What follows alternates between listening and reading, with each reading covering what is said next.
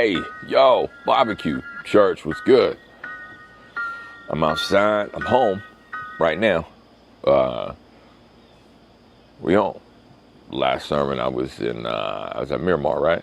Yeah, I was out in San Diego. That was good. Working with the Marines out there, doing what we do. That was great. Lots of cars, lots of traffic. Nah, not traffic. Lots of cars moving. We don't do traffic. Ain't no traffic out there, dog. So yeah, so we home. I had to, where am I going to? I head to Atlanta. Get to see all the homies. I get to see Big Granger out there. That'll be fun. Do some hood rat things with my friends. Lots of other, my boy Glenn is going to be out there. Robbins is going to be out there. Nisi going to be out there. So we're going to party. I think there's somebody else. Scott Ambrose. I don't even work with him, but I'll know him like that. We going to be out there, yo. So doing the thing. I hope y'all are good. I was at my son's football game last night. They won like 40-20 something. Did a good job. He loves playing football. He loves hanging out with his people. So that was good. Then I got my new smoker. If you saw on Facebook, I got this big old Lone Star grill. So my dad sent it out to me. And so I got here custom thing, look bad, boy, with the off-road wheels. So my wife says, so I got a smoker right here. So I got this Masterbuilt, the small Masterbuilt. Then I got the bigger Masterbuilt. And then, is it going to come over here? Yeah. Then I got this, see? Then I got that one. So this little pellet smoker. But my wife said that I can't have 4 grills out here. That's what she said. She's like, yeah, our deck looks too messed up. And I'm sitting here, look at all this room we got. We got all this room. You can't even see all the room over there, but whatever. So today I got to get my truck ramps and put them down because I can't wheel that smoker up here without them ramps. I can't pick it up. Like me and my son can't pick it up. I'm having his football homie come. We're going to put the ramps down and we're going to push it and pull it up. And then I'll take one of these grills off. It's going to be eeny, meeny, miny, moe, which one goes in the garage. But either way, we out here, man. Life is good. Things are working. We're having a good time. I'm trying to think, is there anything else? Nah. I smoked some ribs. If you don't know, I do my ribs at 250 because I like competition style ribs. It's just, I don't like fall off the bone. I let them get to like 200, then I pull them. Let them rest. Gang. That's what I do. So use double action from Reload Rub. I got a bunch of that stuff because I buy it in boxes. Yeah, man, we do good. So make ribs, man. Have fun. We still partying. We team all the smoke. We never stop smoking. Anyway, so the quick sermon for today is we were looking at Jonathan and David. Y'all know David and Goliath, that old situation. And then Jonathan, King Saul's son, right? All right, King Saul wasn't feeling David. So that was the whole thing. And so 1 Samuel 18, 1-4, it talks about the covenant between David and Jonathan, because they was homies. Like they was homies for real like that. Even though Jonathan's dad was trying to kill David, he was like, nah, you my man's pots and pans. And so they formed a covenant that was deeper than words.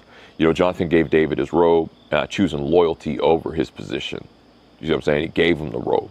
He's like, nah, my position doesn't matter. It's we homies for life. So brotherhood isn't out of convenience. Brotherhood is a covenant. So there's a bond. There's a heart that's knit by God. And there's a cost. Jonathan had to give up his status. You know what I'm saying? Bud, quit playing. And then loyalty. The covenant holds under pressure. Like whenever everything's going away and everything looks crazy, Jonathan's like, my dad's trying to kill this dude, but you my man's forever. Like forever, ever.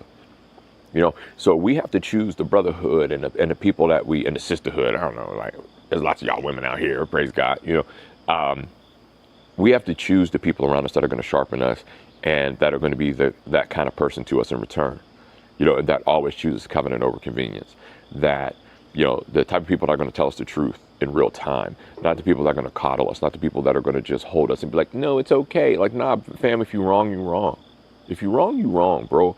Like, if you're wrong, you're wrong. If you messed up, you messed up. If you did something, cool, don't do it. Don't do it again. Like, I'll help you out. Like, it's cool.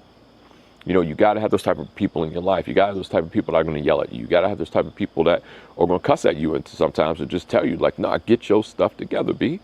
And let's keep it pushing. Let's keep moving. You know, that's real covenant. That's real honor. You got to have the people that you can yell at and be like, yo, this is unfair. This is messed up. I don't like this. And they're not going to waver. Don't waver. Just stand there and be with your brothers. You know, I had a situation come up. It's a deep family connection that ended up happening. And I ended up talking to this little homie in Japan, little Marine in Japan, you know, and it's just, we have a family connection.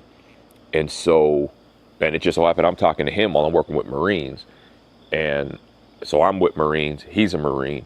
We end up talking, we talk through some of his mess, some of the stuff he's going through, and we're able to have covenant. Like, we're able, like, nah, fam, I got you.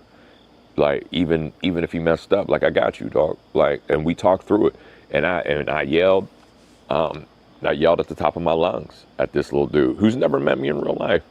But I yelled, he yelled, like, we went back and forth. Like, it's just, and it's not like we were yelling at each other. We were yelling to each other. You know, there's a difference. And just really just letting it all out. And it became a covenant and a brotherhood that's deeper than everything else. Because it's family. And he knows I got his back and he got mine. And if something goes down, chitty chitty bang bang, man, we good. You know? And so that's the type of thing we do.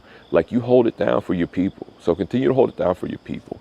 Look around at your circle and go, sometimes you got to move people out of your circle. Sometimes you got to move people out of your circle. Sometimes everybody can't be out there for everybody. You ain't for everybody and everybody ain't for you. All right? But make sure you have the right people around you. And then know that there's a friend that sticks closer than a brother.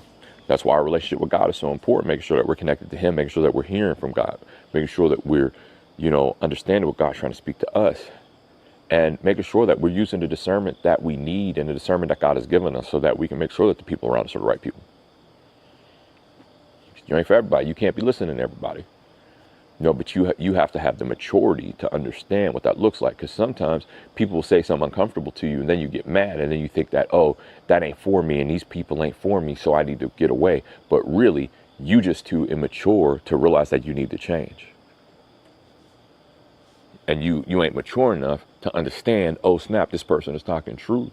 Like, you get mad about the way they say it. You get mad about, like, oh, it didn't fit my narrative, so now I'm gonna be mad and I'm not gonna listen to that person, when in real life there was truth to what they said and you needed to filter. Don't put up a wall, put up a filter.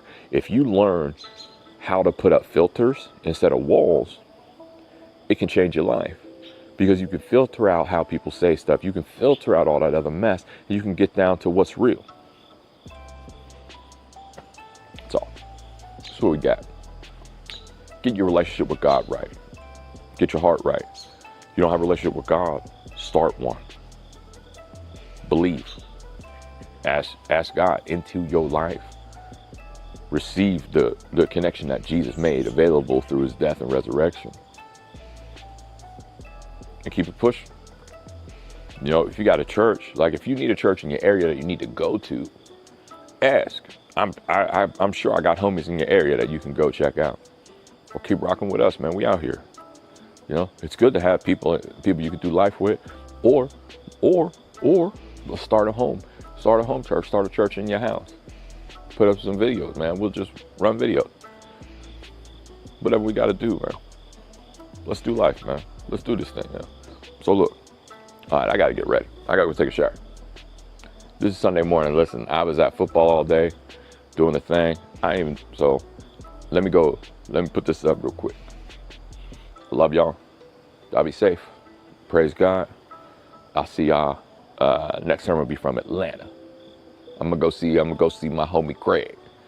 I'm gonna go see where Craig at down in Atlanta. Craig and Jeanette, they my people, y'all. They are just Craig's been sober for a bunch of years now.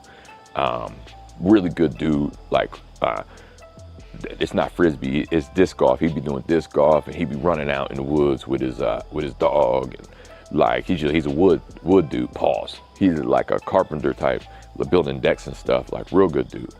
So I'm gonna go hang out with them. I think we're gonna go do some. I don't know. He gave me the impression that we're gonna do some stuff with what do you call it? A Bluetooth hole puncher. So I think that's what we're gonna do. We're gonna do some Bluetooth hole puncher type stuff whenever I get to Atlanta. And then we probably gonna eat good because he knows the good restaurants down there. So be down there in that, where's it at? Kennesaw.